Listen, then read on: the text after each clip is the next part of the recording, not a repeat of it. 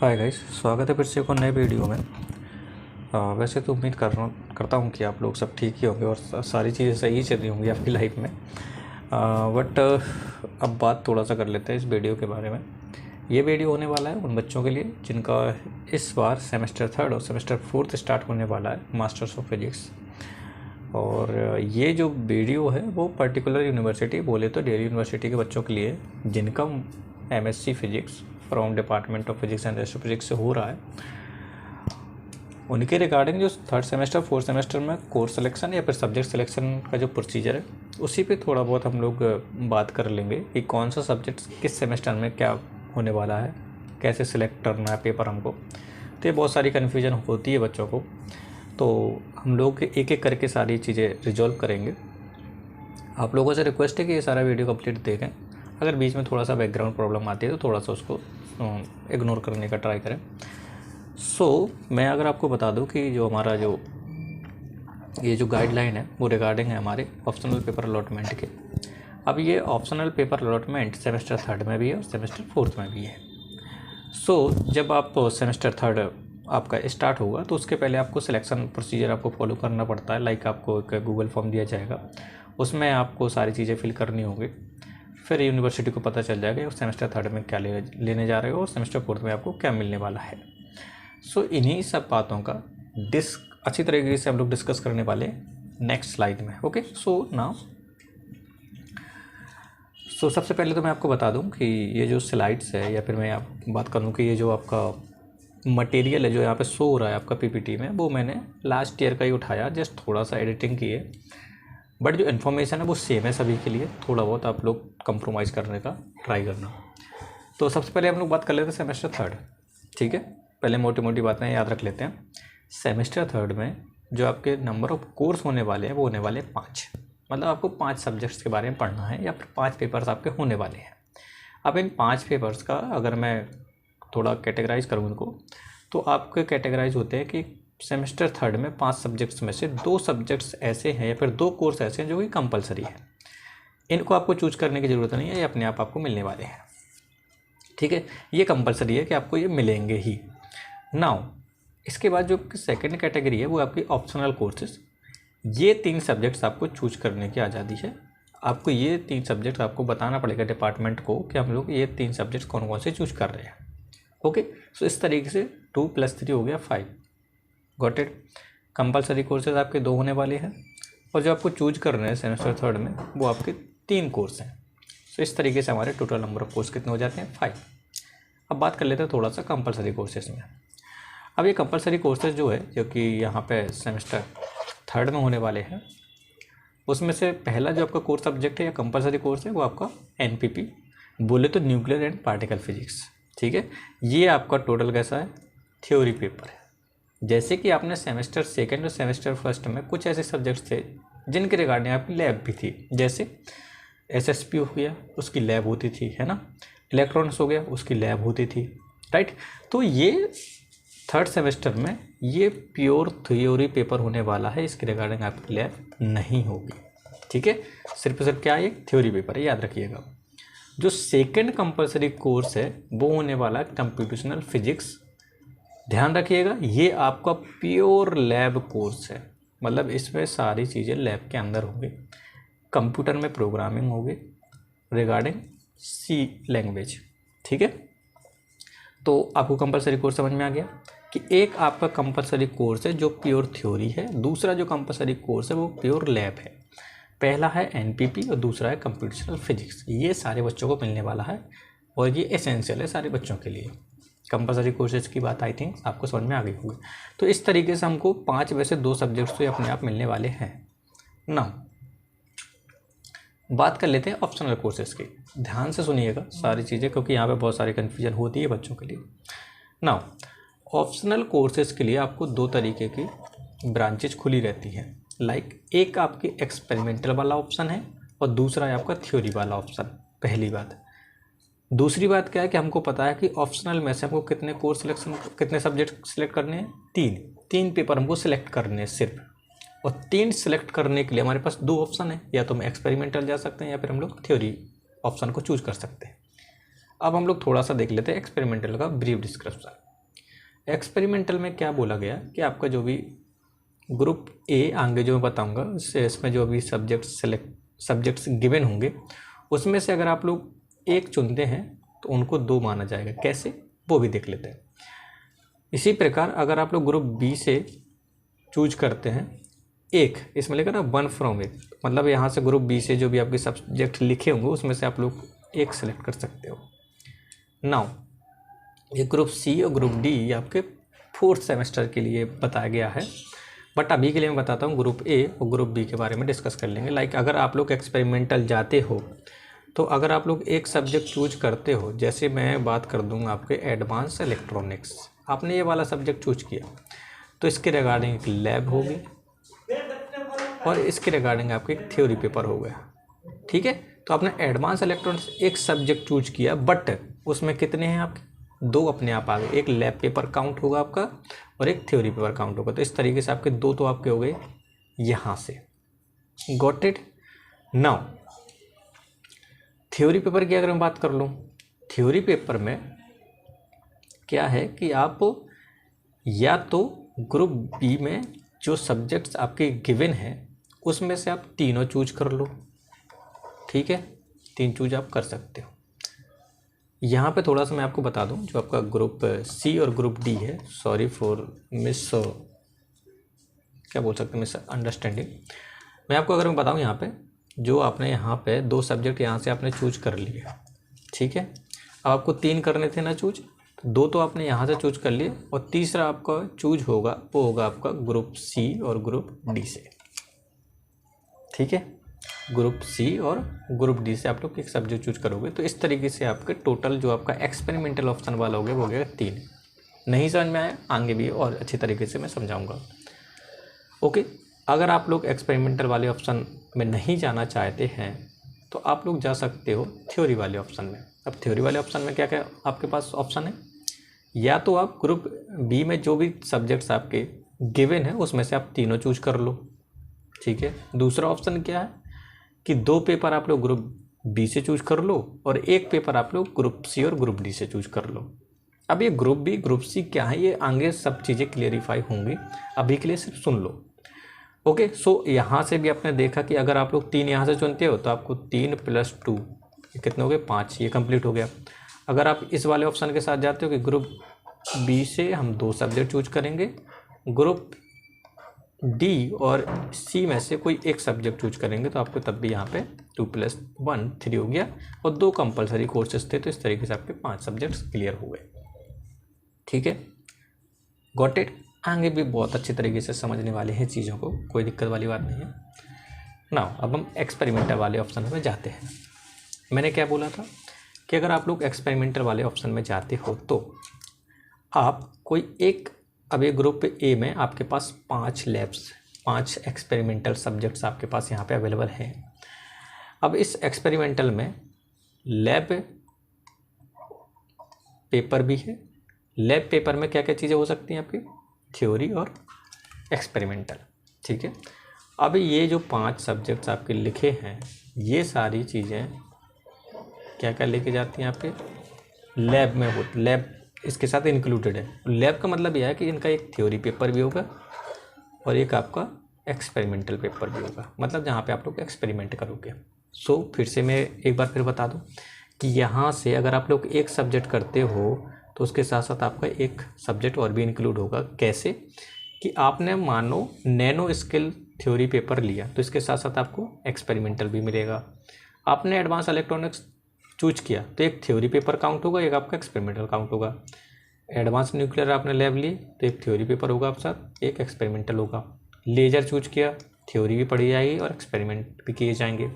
अगर आप लोग एडवांस सॉलिड फिजिक्स में जाते हो तो आपके पास एक थ्योरी पेपर होगा और एक आपका एक्सपेरिमेंटल होगा। सो इस तरीके से आपकी एक थ्योरी की क्लास लगेगी और आपके साथ साथ लैब भी होंगे। तो इस तरीके से हम लोग कह सकते हैं कि अगर हम एक्सपेरिमेंटल ऑप्शन में जाते हैं तो हम लोग यहाँ से 2 सब्जेक्ट हमको आसानी से मिल जाते हैं। Got it. मैं फिर से आपको याद दिला दूँ, 5 सब्जेक्ट्स होने वाले हैं सेमेस्टर 3 में, 2 हम लोग यहाँ से चूज कर चुके हैं। अब हमारे पास जो एक्सपेरिमेंटल वाले बच्चे हैं उनको एक सब्जेक्ट चूज करना, वो चूज करना है आपको सी और डी से। ठीक है, वो हम आगे देख लेंगे। यहाँ तक बात क्लियर है कि हमने एक्सपेरिमेंटल से हमने 2 हमारे सब्जेक्ट सेलेक्ट हो गए। नाउ 2 सब्जेक्ट सेलेक्ट करने के बाद अब हम आपको बताते रहे, मैं इसको स्किप कर रहा हूँ क्योंकि हमको एक्सपेरिमेंटल वाला पोर्शन कंप्लीट करना है। तो जब हम लोग एक्सपेरिमेंटल ऑप्शन चूज कर चुके थे, 2 सब्जेक्ट सेलेक्ट हो चुके थे, अब हमारे पास ऑप्शन आता है थर्ड वाला सब्जेक्ट कैसे चूज करना है। थर्ड वाला ऑप्शन क्या है कि आप लोग ग्रुप सी से या तो डिजर्टेशन कर सकते हो किसी सुपरवाइजर के अंडर, ठीक है। तो अगर आप लोग ये सी ऑप्शन वाले में जाते हो तो 2 आप पहले से चूज कर चुके थे, 1 ये हो गया, तो आपके पास तीनों ये कंप्लीट हो गए और 2 पेपर आपके कैसे हैं, कंपलसरी। तो इस वजह से आपके टोटल 5 सेमेस्टर थर्ड में कंप्लीट कोर्स हो जाते हैं। चलो आपको डिजर्टेशन नहीं करना, मान के चलो आपको डिजर्टेशन नहीं करना, तो आप लोग फिर इस ग्रुप डी वाले सब्जेक्ट्स को फॉलो कर सकते हो। कैसे? ग्रुप डी में होते हैं ओपन इलेक्टिव कोर्सेस। अब ये ओपन इलेक्टिव कोर्सेस आपके सेमेस्टर थर्ड में, ओनली सेमेस्टर थर्ड में डिपार्टमेंट के अंदर हो सकते हैं और आउट ऑफ डिपार्टमेंट, ठीक है। आउट ऑफ डिपार्टमेंट का मतलब ये है कि जो आप लोग यहाँ पे अभी जैसे क्लास करते हो department of physics and astrophysics के अंदर, वहाँ पर जो अवेलेबल जो हमारे कह सकते हो कि ओपन इलेक्टिव कोर्सेस हैं, वो हमारे जैसे रेडियंस सेफ्टी हो गया, ठीक है। अब मान के चलो अगर टीचर अवेलेबल हुआ तो आपको ये मिल सकता है, वरना इसको शिफ्ट कर देते हैं हम लोग 4th सेमेस्टर में। अब हो सकता है कॉम्प्लेक्स एनालिसिस के इस बार टीचर नहीं है, या फिर ये अरेंज करते हैं, तो आपके पास ये वाला भी ऑप्शन है चूज करने का। ध्यान से सुनिएगा, ये चीज़ें जो हैं ये हैं डिपार्टमेंट के अंदर, ये जो वहाँ पे हम लोग पढ़ते हैं या फिर जहाँ पे क्लासेस होती हैं, ये डिपार्टमेंट के अंदर ही क्लासेस होंगी।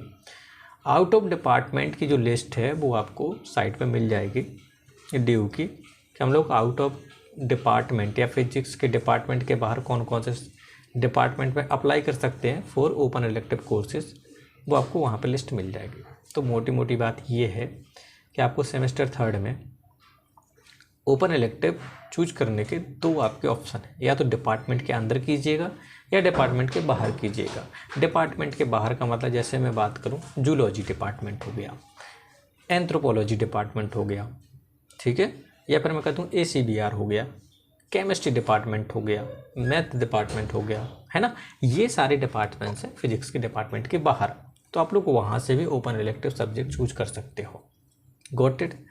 तो मैंने क्या बोला कि 2 आप लोग चले आ रहे थे एक्सपेरिमेंटल लेकर, है ना, एक आपने सी और डी में से एक चूज कर लिया, तो इस तरीके से आपके 3 बन गए। अब मैं यहाँ पे थोड़ा सा आपको एक चीज़ और समझा दे रहा हूँ कि अगर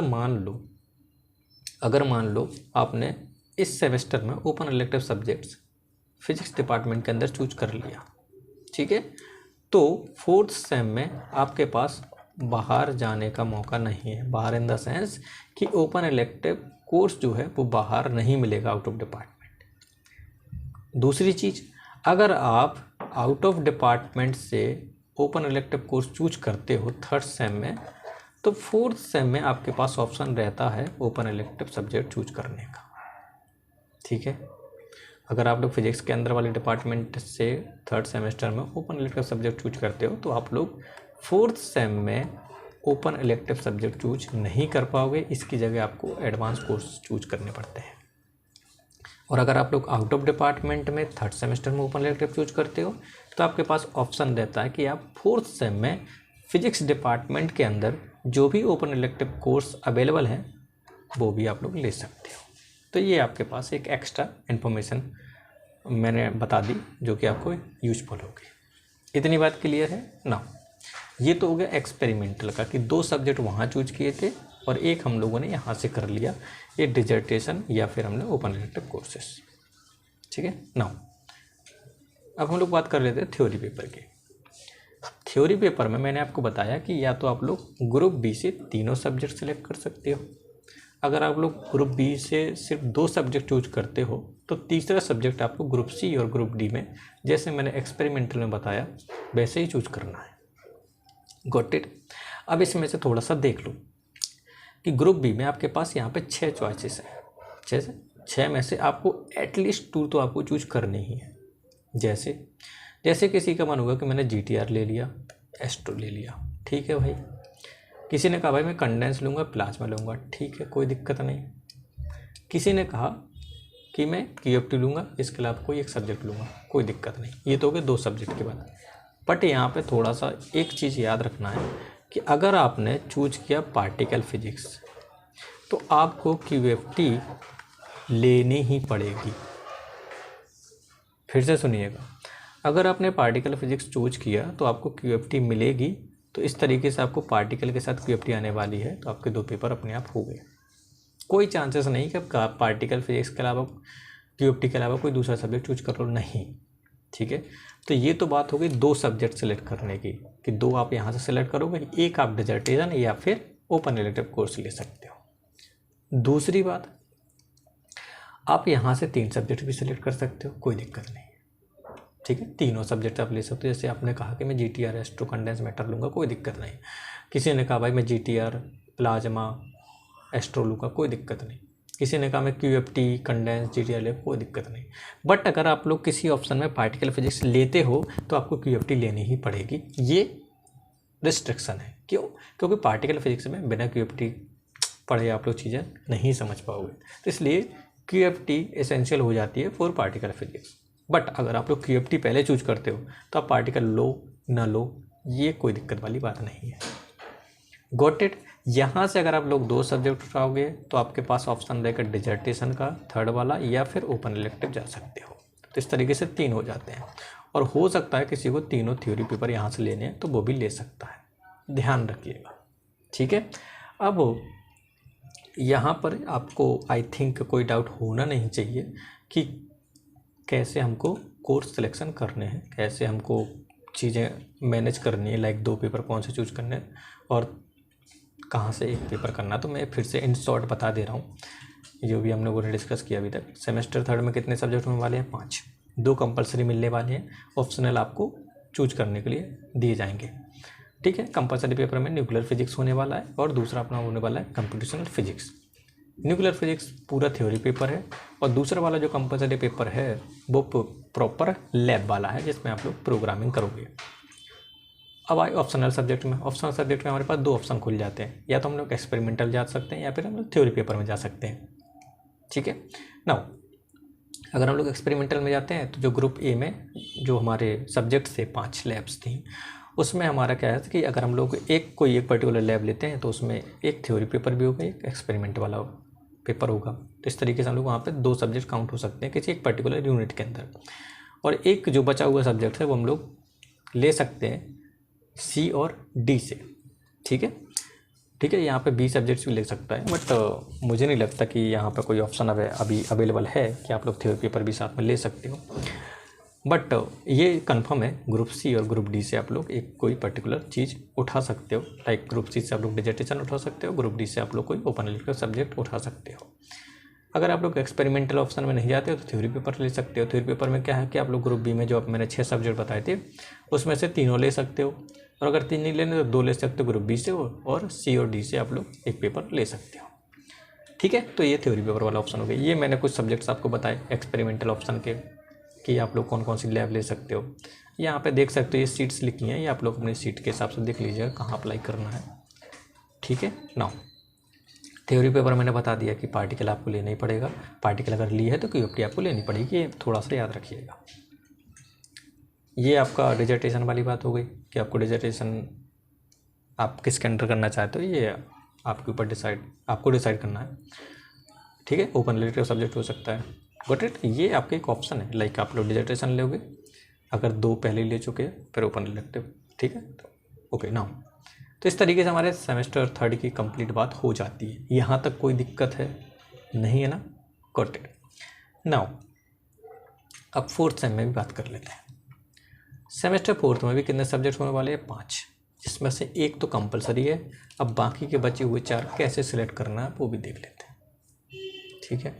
नाउ अब ऑप्शनल में भी सेम प्रोसीजर होगा जैसे हम लोगों ने पहले वाला किया था, ठीक है। कंपलसरी कोर्स की बात कर लेता हूँ मैं। कंपलसरी कोर्स में यहाँ पर एक सब्जेक्ट होने वाला है जो कि है एएमपी, जिसको हम लोग एटॉमिक एंड मॉलिक्यूलर फिजिक्स बोलते हैं, ठीक है। तो ये 4 सब्जेक्ट होने वाला है। इसमें कोई भी थ्योरी कोई भी लैब होने वाली नहीं है, कोर सब्जेक्ट है, मतलब थ्योरी वाला पेपर है, तो इसमें आपको सिर्फ क्लास अटेंड करनी है। नाउ अब मैं यहाँ पे ऑप्शनल सब्जेक्ट की बात बता देता हूँ कि जैसे सेमेस्टर थर्ड में अगर आप लोग एक्सपेरिमेंटल में आपने कोई एक चूज किया था, मैं फिर से एग्जांपल दे देता हूँ, जैसे आपने चूज किया था एडवांस इलेक्ट्रॉनिक्स, है ना, और उसके आगे लिखा था 1, नहीं समझ में आया मैं बता दे रहा हूँ। देखो यहाँ पे लिखा था ना, जैसे एडवांस इलेक्ट्रॉनिक्स 1, ये है ना। तो अगर मान के चलो सेमेस्टर थर्ड में आपने एडवांस इलेक्ट्रॉनिक्स लिया, तो जब आप लोग फोर्थ सेमेस्टर में आओगे और आपने एक्सपेरिमेंटल ही लिया था थर्ड सेम में, तो एक्सपेरिमेंटल फोर्थ सेमेस्टर में भी लेना पड़ेगा, तो एडवांस इलेक्ट्रॉनिक्स 2 आपको अपने आप मिलेगा। ऐसा नहीं है कि आपने एक लैब कर लिया इलेक्ट्रॉनिक्स में, दूसरी लैब करोगे वहाँ, ऐसा कुछ नहीं है। अगर आपने इलेक्ट्रॉनिक्स लिया है फर्स्ट मतलब थर्ड सेमेस्टर में, तो सेकंड सेमेस्टर में उसका सेकंड पार्ट आपको मिलने वाला है। अब सेकंड पार्ट में भी तो भाई आपके लैब्स होंगे और थ्योरी होंगी, तो इस तरीके से आपके कितने सब्जेक्ट हो गए, 2। ठीक है, अब हमको ध्यान रखना 4 चूज करने हैं, एक तो कंपलसरी है, 4 चूज करने हैं, तो 2 यहाँ से हो गए। Got it.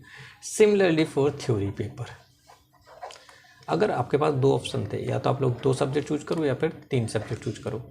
अगर आपने इनमें से कोई भी सब्जेक्ट चूज किए 2 सब्जेक्ट, तो उनके भी सेकेंड पार्ट होने वाले हैं। लाइक QFT1 आपने थर्ड सेमेस्टर में पढ़ ली थी, QFT2 आपको फोर्थ सेमेस्टर में पढ़ना पड़ेगा। सिमिलरली आप कोई और दूसरा सब्जेक्ट आपने उठाया होगा, जैसे आप मान के चलो कि कंडेंस मैटर उठाया तो वो फर्स्ट हो गया, यहाँ पे भी आपको सेकंड पढ़ना पड़ेगा। या फिर आपने तीनों पेपर वहाँ से उठाए थे, तो आपको यहाँ से तीनों पेपर के सेकंड पेपर आपको पढ़ने ही पड़ेंगे। ठीक है, गॉट इट। ये आपके थर्ड सेमेस्टर में जैसे आपने किया था वैसे ही आपको यहाँ पे भी होने वाला है। तो वही मैंने यहाँ पे लिखा कि some of them being fixed by choice made in semester third 1, 2, 3, ये आपके ऊपर डिपेंड, मतलब ये आपके ऊपर डिपेंड करता है कि थर्ड सेमेस्टर में आप लोग किस तरीके से जा रहे हो। थर्ड सेमेस्टर में जो चूज करोगे उसका सेकेंड पेपर आपको फोर्थ सेमेस्टर में पढ़ने को मिलेगा। ये एसेंशियल है, इसको चूज करने का कोई ऑप्शन नहीं है।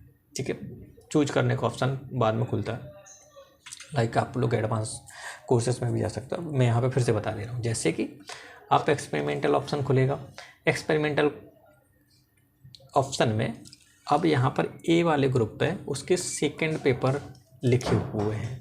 ठीक है, इसमें से आपको पता है कि आपने जो पहले सेमेस्टर में लिया था, मतलब लाइक थर्ड सेमेस्टर में जो लिया था, उसका सेकंड पेपर आपको इसमें भी मिलेगा, तो उसके भी आपके कितने मिल गए, 2 काउंट किए जाएंगे, एक लैब और एक थ्योरी। ठीक है, नाउ अब इसके बाद आपको पता है कि 2 तो पेपर मैंने ये सिलेक्ट हो गए यहाँ से, अब बचे हुए 2 भी सेलेक्ट करने हैं, तो बचे हुए 2 जो सिलेक्ट करने हैं, ठीक है, लिखा ना, remaining 1/2 is to be chosen from D और E और F5। अभी ये क्या है मैं बता दूंगा। तो अभी तक के लिए आप लोग 2 यहाँ तक सोच के चलो कि मेरे 2 तो कंप्लीट हो गए सेकंड पेपर के साथ।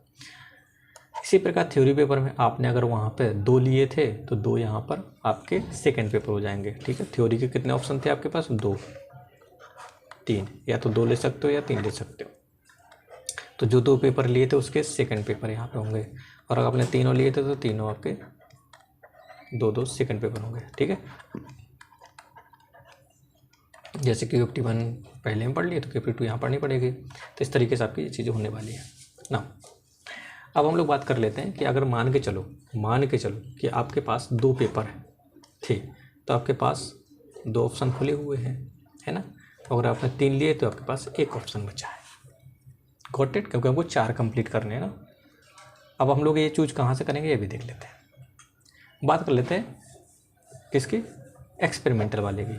तो थर्ड सेमेस्टर में आपने फर्स्ट पेपर चूज किया था इनका, जैसे मैं एडवांस इलेक्ट्रॉनिक्स को एक रेफरेंस लेके चल रहा हूँ, तो यहाँ पर आपको सेकंड पेपर पढ़ने को मिलेगा, जिसमें आपका काउंट किया जाएगा 1 थ्योरी पेपर और इसका 1 लैब। तो इस तरीके से आपके यहाँ पर कितने हो गए, 2 पेपर कंप्लीट हो गए। ठीक है, नाउ अब आपको बचे हुए 2 चूज करने आगे बता दे रहा हूँ मैं। तो बचे हुए 2 कहाँ से चूज करने हैं, या तो आप जा सकते हो ग्रुप D से, या फिर जा सकते हो ग्रुप E से, या ग्रुप F4 से। ठीक है, तो हम लोग चलते हैं आगे। लो, अब कौन कौन से बताते हैं, group D, group E, group F। ठीक है। तो अब यहाँ से बचे हुए 2 सब्जेक्ट, मैं एक्सपेरिमेंटल वालों की पहले बात कर रहा हूँ, बचे हुए 2 सब्जेक्ट्स आप लोग यहाँ से चूज कर सकते हो। Got it. तो बचे हुए 2 सब्जेक्ट आप लोग यहाँ से चूज कर लेना। अब ये डिपेंड करता है, मैं फिर से बता रहा हूँ, ये सारे कोर्सेज जो डिपेंड करते हैं वो डिपेंड करते हैं कि उस टाइम पे वो टीचर अवेलेबल है या नहीं है, नंबर ऑफ स्टूडेंट्स सफिशिएंट है या नहीं है, ध्यान रखना इस चीज़ का, ठीक है। सो ये आपका हो गया, लाइक यहाँ से आप लोग चूज कर सकते हो। लाइक आपने 2 तो पढ़ लिए थे। अब मैं जैसे अपनी बात बता रहा हूँ कि जैसे मैंने इलेक्ट्रॉनिक्स लिया था, एडवांस इलेक्ट्रॉनिक्स 3rd सेमेस्टर में, ठीक है। तो इसका एक पेपर तो वहाँ पढ़ लिया था, इसका सेकंड पेपर जब मैं यहाँ पढ़ूंगा तो इसके 2 पेपर काउंट हो गए, एक थ्योरी वाला, एक आपका लैब वाला। अब मेरे पास बचे हुए 2 ऑप्शन है, तो मैं 2 ऑप्शन यहाँ से भी चूज कर सकता हूँ दोनों, या फिर यहाँ से मैं एक चूज कर लूँ, यहाँ से एक चूज कर लूँ, ठीक है। तो ये मेरे पास ऑप्शन ओपन है, ठीक है। अब ध्यान रखिएगा कैसे, जैसे कि यहाँ पर ग्रुप, इसमें इन्होंने बोला ना ओपन इलेक्टिव, यहाँ पर जैसे इस बार हमारा रेडिएशन सेफ्टी अवेलेबल था, एस्ट्रोनॉमी अवेलेबल था, जो कि उसमें 3rd में लिखा था, 3rd सेमेस्टर में एस्ट्रोनॉमी, ठीक है। ये हमारे पास ऑप्शन थे, ठीक है। अब सुनिएगा कि यहाँ से मेरे को 2 सब्जेक्ट चूज करने, तो 6 में से कोई 2 सब्जेक्ट आप लोग चूज कर सकते हो, वो आपकी चॉइस है। अगर आपको यहाँ से एक सब्जेक्ट चूज करना तो आपके पास ऑप्शन है कि आप डिजर्टेशन कर सकते हो, या फिर आप लोग ओपन रिलेटिव कोर्स ले सकते हो।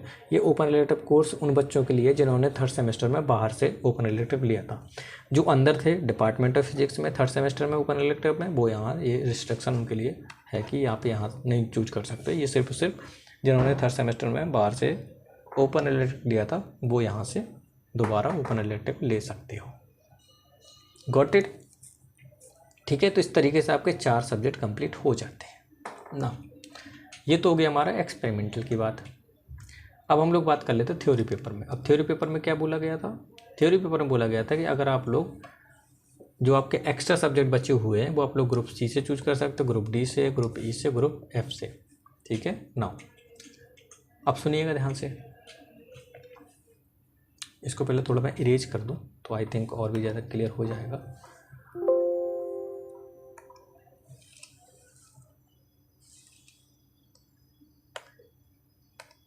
यस, अब ठीक है, सॉरी फॉर दैट।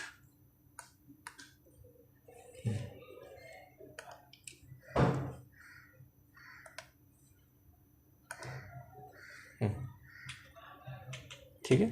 अब हम लोग थ्योरी वाले ऑप्शन की बात कर लेते हैं।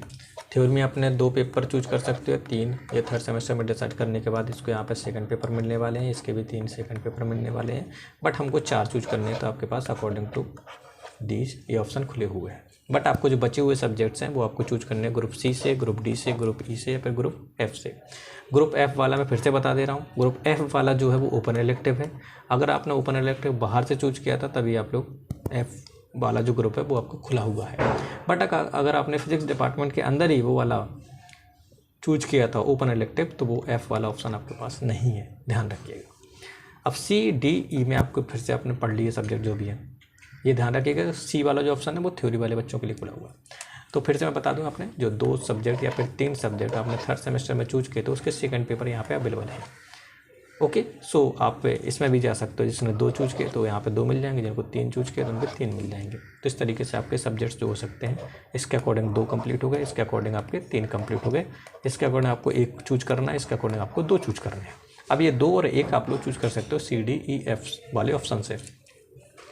अब या तो आप लोग, मैं थ्योरी वाले बच्चों की बात कर रहा हूँ, या तो आप लोग एस्ट्रोनॉमी वाली लैब ले सकते हैं, या फिर इसमें से आप लोग 2 पेपर या फिर 1 पेपर चूज कर सकते हो। अगर आपने 2 पेपर लिए थे थ्योरी में तो आप लोग यहाँ से 2 सब्जेक्ट सेलेक्ट कर सकते हो। अगर आपने 3 लिए तो यहाँ से आप लोग 1 सब्जेक्ट सेलेक्ट कर सकते हो। अब यहाँ पे भी कंडीशन है, ध्यान रखिए, यहाँ पे भी कंडीशन है कि आप लोग कौन कौन सब्जेक्ट्स चूज कर सकते हो, कौन कौन सी नहीं। मतलब ये थ्योरी वाले बच्चों के लिए है कि आपने अगर 2 सब्जेक्ट ले भी लिए तो इसमें से बचे हुए 2 सब्जेक्ट कौन कौन से ले सकते हो, कौन कौन से नहीं, ये भी यहाँ पर रिस्ट्रिक्शन है। इसी प्रकार आपने 3 सेमेस्टर वहाँ वो 3 सब्जेक्ट वहाँ चूज कर लेते हो तो आप बचा हुआ एक ऑप्शन इस वाले पर्टिकुलर ग्रुप के लिए कौन सा खुला है, ये भी आपको थोड़ा आगे बताया जाएगा। नाउ अगर आपको यहाँ से मान के चलो, इसकी जो चॉइस थी कि आपने 2 लिए था, अब मेरे को अब 1 यहाँ से चूज करना, तो आप 1 बाकी का डिजर्टेशन भी कर सकते हो। ठीक है, आप डिजर्टेशन भी कर सकते हो। लाइक जिन्होंने 2 चूज किए थे थ्योरी में वो आप लोग एक यहाँ से उठा सकते हो, एक यहाँ से उठा सकते हो, एक यहाँ से उठा सकते हो, एक यहाँ से उठा सकते हो, एक यहाँ से उठा सकते हो, एक यहाँ से उठा सकते हो। तो ये बहुत सारे ऑप्शंस आपके पास खुले हुए हैं। सिमिलरली फॉर थर्ड, जिन्होंने 3 और थ्योरी पेपर लिए थे तो आपके पास एक ऑप्शन यहाँ खुला है, एक ऑप्शन यहाँ खुला है, एक ऑप्शन यहाँ खुला है, एक ऑप्शन यहाँ खुला है। ठीक है, ये सारे ऑप्शन आपके लिए खुले हुए हैं। ये जो एफ वाला ऑप्शन है वे मैंने बताया था कि अगर आपने थर्ड सेमेस्टर में ओपन इलेक्टिव ले लिया था तो उनके लिए ये बंद है। कहाँ से?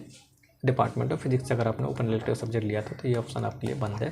फिर से बता रहा हूँ, ये वाला चेंज होता रहता है ओपन इलेक्टिव कोर्सेज, तो आप लिस्ट देख लीजिएगा कि फोर्थ सेमेस्टर में कौन सा मिलने वाला है। तो डिपार्टमेंट का मैं बता रहा हूँ, डिपार्टमेंट के बाहर अगर आपको जाना है तो ये बायोलॉजिकल फिजिक्स से डिपेंड करता है कि मतलब सीट्स अवेलेबल हैं या नहीं है, टीचर अवेलेबल है नहीं है। तो बच्चे लेकिन फोर्थ सेमेस्टर में नहीं जाते हैं, वो थर्ड सेमेस्टर के पास ही, थर्ड सेमेस्टर में एक ऑप्शन होता है बाहर जाने का, अंदर नहीं, मतलब अलाउड नहीं करते फोर्थ सेमेस्टर में। तो ये तो आप काट के मान के चलो कि हम लोग जाएंगे। ठीक है, हमारे पास ऑप्शन खुलते हैं रेडिएशन सेफ्टी का, ऑप्शन खुलते हैं एस्ट्रोनॉमी का। ठीक है, तो इस तरीके से आपकी ये सब्जेक्ट सिलेक्शन वाली बात हो गई। अगर फिर भी समझ में नहीं आए तो मेरे को बता देना, मैं एक बार फिर से रिकॉल करा देता हूँ ताकि दिक्कत ना आए। जैसे सेमेस्टर थर्ड में 5 सब्जेक्ट चूज करने थे, 2 कंपलसरी 3 ऑप्शनल, ये आपके कंपलसरी कोर्सेज हो गए। आपको यहाँ से अब 3 सब्जेक्ट चूज करने थे, तो एक्सपेरिमेंटल में जाओगे तो अगर एक चूज करोगे तो अपने आप काउंट होंगे, और एक आप लोग चूज कर सकते हो या तो डिजर्टेशन या फिर ओपन इलेक्टिव। तो इस तरीके से हमारे 3 कंप्लीट हो जाएंगे। नाउ अगर आप लोग थ्योरी पेपर चूज कर रहे हो तो आप लोग 3 चूज कर सकते इकट्ठे, या फिर 2 चूज कर लो, एक डिजर्टेशन कर लो, कि ओपन इलेक्टिव कर लो। ओपन इलेक्टिव आपके 2 तरीके हो सकते हैं, डिपार्टमेंट के अंदर, डिपार्टमेंट के बाहर। डिपार्टमेंट बाहर जाने का ऑप्शन सिर्फ थर्ड सेमेस्टर में, डिपार्टमेंट के बाहर फोर्थ सेमेस्टर में अलाउड नहीं करते हैं। अब ये आपके एक्सपेरिमेंटल वाले सब्जेक्ट हो गए, किसी एक पर्टिकुलर लैब को आप चूज करोगे तो आपके साथ एक थ्योरी पेपर भी आएगा। ठीक है, अगर आप लोग यहाँ से तीनों सब्जेक्ट चूज कर लोगे थ्योरी के तो आपके पास ऑप्शन नहीं रहेगा ओपन इलेक्टिव चूज करने का, डिजर्टेशन चूज करने का। अगर आप लोग 2 चूज करते हो तो आपके पास ऑप्शन है डिजर्टेशन या फिर ओपन इलेक्टिव सब्जेक्ट चूज करने का। ठीक है, आप डिजर्टेशन थर्ड सेमेस्टर में भी कर सकते हो, डिजर्टेशन आप लोग फोर्थ सेमेस्टर में भी कर सकते हो, ये कोई रिस्ट्रिक्शन नहीं है। ये आपके कुछ सब्जेक्ट्स हैं जिसमें से आपको ये वाला सब्जेक्ट दिस ये आपके फोर्थ सेमेस्टर में मिल जाते हैं। ये हो सकता है इस बार ना मिले क्योंकि सर अवेलेबल नहीं होंगे, संजय सर पढ़ाते थे पहले। ठीक है, तो इस तरीके से सेमेस्टर थर्ड की बात हो गई। अब सेमेस्टर फोर्थ में बात कर लेते हैं। सेमेस्टर फोर्थ में भी, सॉरी फॉर द बैकग्राउंड। ठीक है, तो यहाँ पर आपको फोर्थ सेमेस्टर में भी 5 सब्जेक्ट आपको चूज करने हैं। एक तो कंपलसरी है आपको, बाकी के 4 आपको अकॉर्डिंग थर्ड सेमेस्टर में जो भी चूज करते हैं उसके अकॉर्डिंग आपको यहाँ पर मिलने वाले हैं। जैसे कि ये तो कंपलसरी कोर्स AMP होने वाली है। अब इसके बाद जो ऑप्शनल सब्जेक्ट की प्रोसीजर है वो आपको डिसाइड होता है थर्ड सेमेस्टर में आपने कैसे चूज किया था। ठीक है, अब थर्ड सेमेस्टर में फिर से बता दे रहा हूँ कि यहाँ पर भी फिर से ऑप्शन खुल जाते हैं एक्सपेरिमेंटल एंड थ्योरी। तो एक्सपेरिमेंटल में जो आपने फर्स्ट पेपर वहाँ पे चूज किया था थर्ड सेमेस्टर में, लाइक जैसे एडवांस इलेक्ट्रॉन फर्स्ट चूज किया था तो यहाँ पे उसका सेकंड पेपर पढ़ने को मिलेगा। सेकंड पेपर पढ़ने को मिलेगा तो उसके 2 काउंट किए जाते हैं, बचे हुए 2 आप लोग group D, group E, group F से चूज कर सकते हो। अब थ्योरी पेपर वाले बच्चों के लिए क्या कि या तो आप लोग 2 चूज कर लो वहाँ से, तो उसके 2 पेपर यहाँ पे मिल जाएंगे। सेकंड पेपर जो होंगे आपने वहाँ 3 चूज कर लिए तो यहाँ पे भी आप लोग डायरेक्ट 3 चूज करने पड़ेंगे उसके सेकंड पेपर। अब जिन्होंने 2 चूज किए थे उनके पास ऑप्शन रहता है कि या तो वो एक पेपर, मतलब बाकी के बचे हुए 2 पेपर या तो आप लोग ग्रुप C से चूज कर लो, ग्रुप D से चूज कर लो, ग्रुप E से, तो ग्रुप F से। इसी प्रकार जो आपने 3 सब्जेक्ट थ्योरी में चूज किए थे उनके पास भी एक सब्जेक्ट चूज करने का ऑप्शन इन वाले ब्लॉक में अवेलेबल है। ठीक है, ये हमारे वही मैंने बताया था कि सेकंड पेपर है, ये थ्योरी पेपर होने वाले हैं वही अकॉर्डिंग टू योर चॉइस। जो आपने 2-3 जैसे चूज किए तो उसके सेकंड पेपर पढ़ने को मिलेंगे। फिर मैंने यहाँ पे थोड़ा सा डिस्क्रिप्शन बता दिया था कि आपको QFT पार्टिकल फिजिक्स के साथ पढ़नी ही पड़ेगी। ये कुछ मैंने स्पेशल कोर्सेस, ये सारी चीज़ें ग्रुप में जो भी बताया गया ये सारी मैंने डिस्कस कर ली। ठीक है, तो याद रखिएगा इनमें भी रिस्ट्रिक्शन है कि आप अगर थ्योरी पेपर लेके आते हो तो आप कौन कौन सी चीज़ें नहीं ले सकते हो। ये रिस्ट्रिक्शन किनके लिए है? ये रिस्ट्रिक्शन उनके लिए जिन्होंने थ्योरी पेपर पढ़ा था थर्ड सेमेस्टर में। Got it? Okay, so I think यहाँ तक सारी चीज़ें क्लियर होंगी। अगर फिर भी डाउट है तो फिर भी मेरे को कमेंट बॉक्स में डाल देना, देखते हैं फिर से उस डाउट में बात कर लेते हैं। अब यहाँ पर थोड़ा सा हम लोग गाइडलाइन की बात कर लेते हैं। गाइडलाइन में नंबर 1 आता है डिजर्टेशन। डिजर्टेशन आप लोग थर्ड सेमेस्टर में ले सकते हो, डिजर्टेशन आप लोग फोर्थ सेमेस्टर में भी ले सकते हो, बट उनके लिए रिगार्डिंग जो आपका क्या बोल सकते हैं क्राइटेरिया है, ठीक है, ये जो गाइडलाइन है वो आपको देखना है। नंबर वन क्या है कि अगर आपके पास 7 सेमेस्टर मतलब सेमेस्टर 1 में CGPA 7 है, अब हो सकता है इस वाले अभी जो आपका रिजल्ट आया या फिर इस वाले सेशन में CGPA का जो भी क्राइटेरिया कम या ज़्यादा रखा हो वो देख लीजिएगा। ये मैं लास्ट ईयर की बात कर रहा था कि आपका CGPA अगर आपका 7 है सेमेस्टर 1 में, और जो कि मेरिट लिस्ट बनेगी, मेरिट लिस्ट कैसे बनती है, फर्स्ट सेमेस्टर के नंबरों से प्लस सेकंड सेमेस्टर के इंटरनल से, तो इसमें आप लोग अगर टॉप 20% बच्चों में है, ठीक है, टॉप 20% बच्चों में है तो आपको डिजर्टेशन मिल सकता है किसी सुपरवाइजर के अंदर। पहली आपकी जो रिस्ट्रिक्शन है यहाँ पे ध्यान रखिएगा, CGP वाला क्राइटेरिया आप लोग देख लेना। दूसरा जो आपका बी पार्ट में है, बी पार्ट में क्या है कि separate option form the dissertation. अच्छा, जब आप लोग फॉर्म फिल करोगे तो उसके लिए एक अलग से फॉर्म आपको साइन कराना पड़ता है अपने सुपरवाइजर से, वो आपको सबमिट करना पड़ता है वहीं पर उसी साइट पर या फिर उसी गूगल फॉर्म के अंदर, ठीक है। तो ये बात बी नंबर पर गिवन है। तीसरी क्या है, सी पार्ट, इसमें 50 बच्चे सिर्फ डिजर्टेशन कर सकते हैं। 25 मान के चलो 25 की बात कर लूँ, जैसे 25 आपने इस सेमेस्टर कर ली, 25 बच्चों का भी मिल गया, 25 लास्ट में करते हैं। तो मेरे कहने का मतलब ये है कि डिजर्टेशन आपके 2 तरीके के हो सकते हैं, 6 महीने का भी और 12 महीने का, या मैं कह दूँ 1 सेमेस्टर वाला या फिर आपके दोनों सेमेस्टर वाले। वो डिपेंड करता है सुपरवाइजर और टॉपिक के ऊपर कि आपके 6 महीने का ही डिजर्टेशन हो पाएगा कंप्लीट या फिर पूरे 12 महीने का। तो कई बच्चे थर्ड सेमेस्टर फोर्थ सेमेस्टर दोनों में डिजर्टेशन लेते हैं, कई बच्चे फोर्थ सेमेस्टर में डिजर्टेशन ले सकते हैं। तो ये ज़रूरी नहीं है कि आप थर्ड सेमेस्टर में चूज करो, आपके पास ऑप्शन है फोर्थ सेमेस्टर के लिए भी, अगर सुपरवाइजर अलाउ करता है तो। फोर्थ कंडीशन आपके सुपरवाइजर के ऊपर है कि आप एक सुपरवाइजर सिर्फ और सिर्फ 3 बच्चों, ज़्यादा से ज़्यादा 3 बच्चों को ही डिजर्टेशन करा सकता है। Got it. नाउ अब हम लोग बात कर लेते हैं ओपन इलेक्टिव सब्जेक्ट के रिगार्डिंग कौन कौन सी हमारी गाइडलाइन है। ओपन इलेक्टिव सब्जेक्ट आपके थर्ड सेमेस्टर में भी होते हैं और फोर्थ सेमेस्टर में भी हो सकते हैं। Got it. एक आपको कम से कम ओपन इलेक्टिव सब्जेक्ट लेना ही पड़ेगा, ठीक है। ये आपका रिस्ट्रिक्शन है कि आपको एक ओपन इलेक्टिव सब्जेक्ट पढ़ना ही पढ़ना है, या तो आप थर्ड सेमेस्टर में पढ़ लो या फिर फोर्थ सेमेस्टर में पढ़ लो। दूसरा, open elective courses could be opted from those offered open year. मतलब इसका मतलब ये क्या है कि आपके जो ओपन इलेक्टिव सब्जेक्ट्स हैं थर्ड सेमेस्टर में, क्या कर रहा हूँ, थर्ड सेमेस्टर में डिपार्टमेंट के अंदर या फिर डिपार्टमेंट के बाहर, डिपार्टमेंट ऑफ फिजिक्स के अंदर या फिर डिपार्टमेंट ऑफ फिजिक्स के बाहर, ये थर्ड सेमेस्टर में ऑफ़र किए जाते हैं। आप किसी भी डिपार्टमेंट से थर्ड सेमेस्टर में ओपन इलेक्टिव सब्जेक्ट ले सकते हो। Got it. सारे जो ओपन इलेक्टिव सब्जेक्ट्स के जो टाइम होगा या फिर जो क्लासेस होंगी वो पर्टिकुलर टाइम पे ही लगेंगे। मतलब एक साथ जैसे सैटरडे को क्लास होगी तो सारे जितने भी ओपन इलेक्टिव के कोर्स के सब्जेक्ट्स हैं वो सारे सैटरडे को क्लास होंगी उनकी 4 घंटे की, ठीक है। तो ये आपके ओपन इलेक्टिव सब्जेक्ट के रिगार्डिंग। तीसरा क्या है कि वो डिपेंड करता है टीचर के ऊपर कि आपको ऑनलाइन क्लास लेनी है या फिर ऑफलाइन लेनी है, वो टीचर के ऊपर है। हाँ, सारे बच्चों को मेंटोर मिल ही गए होंगे, लाइक अभी थर्ड सेमेस्टर में भी मिल जाएंगे, अगर नहीं मिले हैं तो, और हो सकता मुझे तो सेकंड सेमेस्टर में ही मिल गए थे, फर्स्ट सेकंड सेमेस्टर में। इस मेंटर्स आपके पास मिल जाते हैं।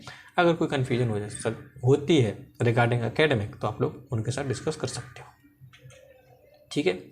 अब हम लोग बात कर लें थोड़ा सा ऑप्शनल पेपर को चॉइस करने के लिए जो रिस्ट्रिक्शन है कौन कौन सी है। जैसे कि मैंने आपको बताया कि theory and corresponding to lab papers in experimental module will be allotted as 1 unit. मतलब अगर आपने एक्सपेरिमेंटल में जा रहे हो तो एक पेपर अगर चूज कर रहे हो तो एक थ्योरी काउंट हो गई, एक लैब काउंट हो गई, तो इस तरीके से आपके 2 हो जाएंगे। ये सेमेस्टर थर्ड की बात है। मिनिमम 2 थ्योरी पेपर आप लोग चूज कर सकते हो। अगर आपने थ्योरी पेपर ले रहे हो तो आपको कम से कम 2 थ्योरी पेपर लेने पड़ेंगे। आप 3 भी ले सकते हो, ज़रूरी नहीं। नाउ थर्ड पॉइंट है कि जो एक्सपेरिमेंटल वाले ऑप्शन बच्चे हैं, ठीक है, जो ऑप्शन बच्चे हैं, the following options are not allowed, ठीक है, ये आप लोग नहीं चूज कर सकते हो। जो कि ग्रुप बी में ये थे अवेलेबल, ये आप लोग चूज नहीं कर सकते हो।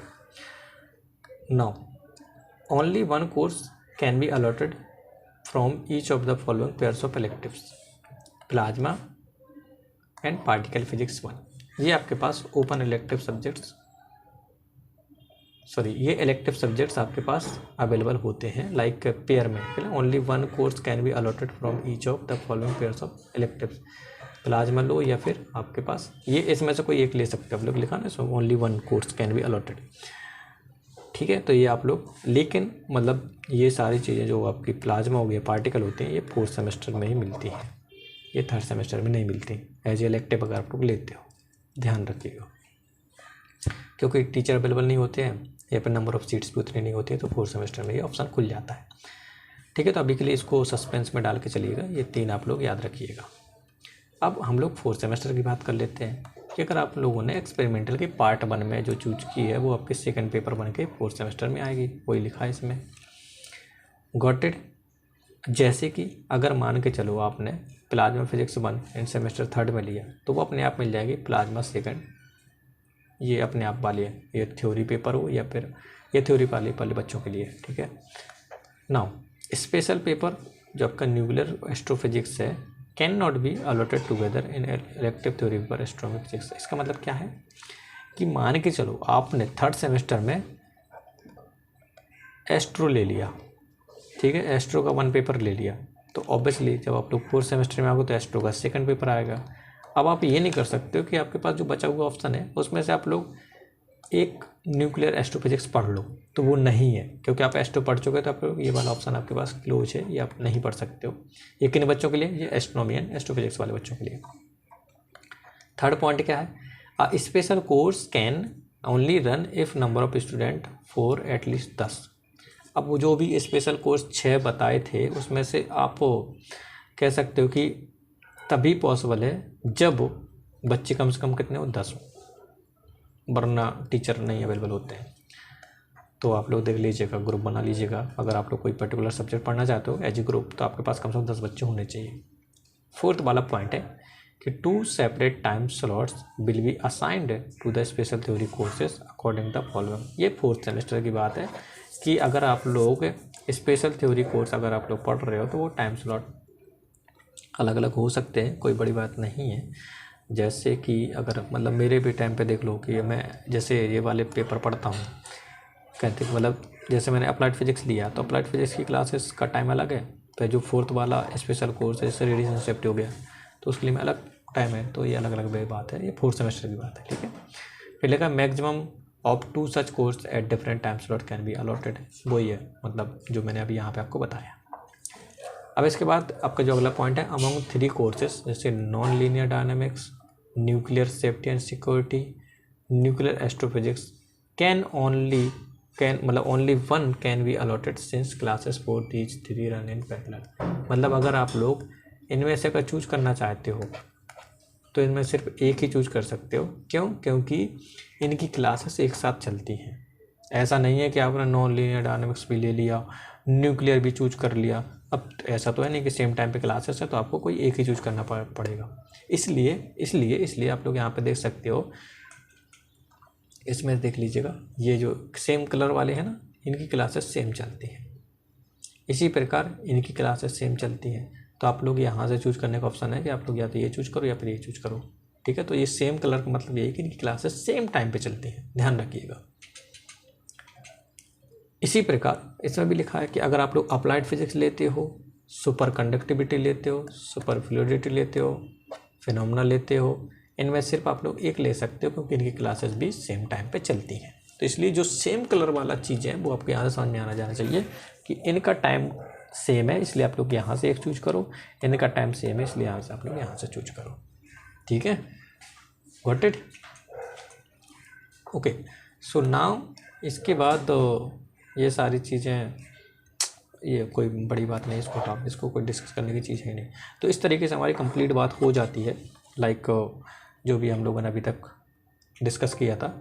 आई थिंक अगर कोई डाउट होता तो कमेंट बॉक्स में फिल कर दीजिएगा, और अगर कोई सजेशन चाहिए तो आप लोग कमेंट बॉक्स में आप लोग चीज़ें अपनी पुट कर सकते हो। Thank you and all the best for upcoming semester.